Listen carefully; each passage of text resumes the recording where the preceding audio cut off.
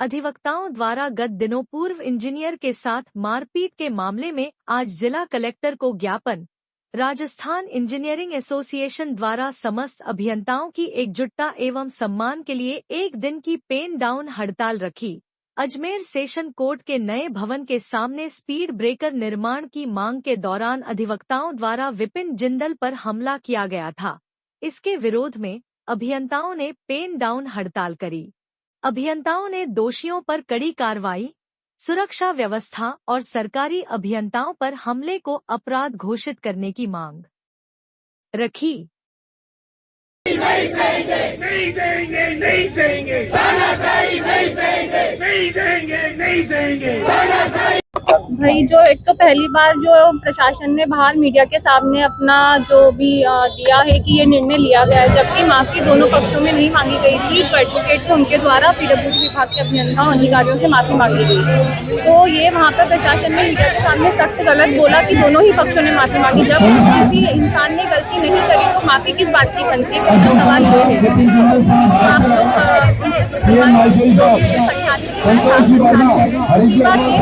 एक जेंट्स अधिकारी जो अधिशासी अभियंता के पद पे नियुक्त है, वहाँ पर 500 लोगों के बीच में केवल 4 पुलिस वालों का जाब्ता देकर छोड़ दिया गया। तो क्या प्रशासन की नॉलेज में नहीं था कि वहाँ 500-600 की भीड़ है पहले से ही?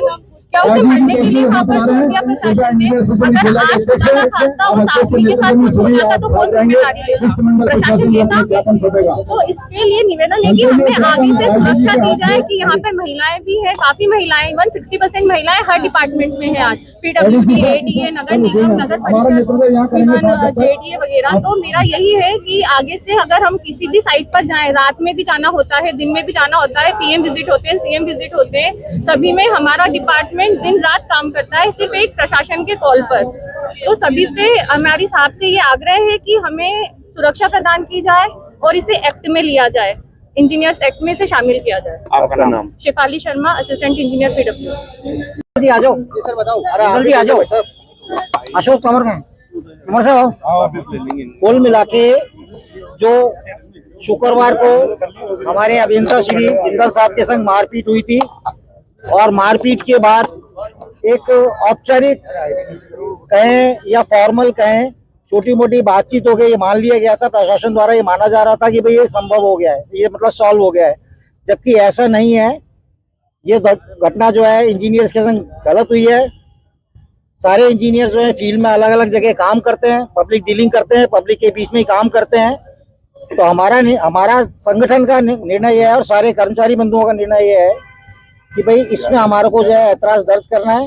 हम माननीय कलेक्टर साहब को ज्ञापन देंगे, हमारी मांगों का ज्ञापन देंगे, जिसमें हमारी एक तो जो भी दोषी थे उसमें मीडिया में सब में प्रसारित हुई है।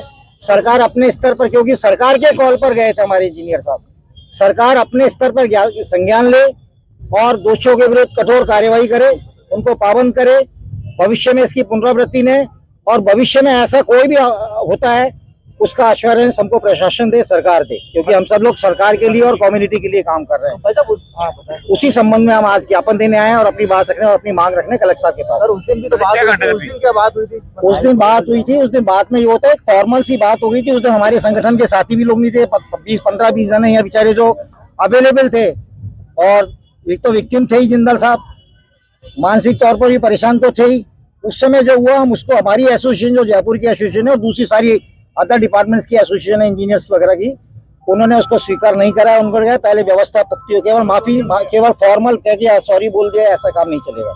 भविष्य के लिए पुख्ता व्यवस्था, अपराधियों को दोषी करार देते हुए उनके खिलाफ कानूनी कार्रवाई की जाए और तभी हम सोसाइटी में जाके काम कर पाएंगे।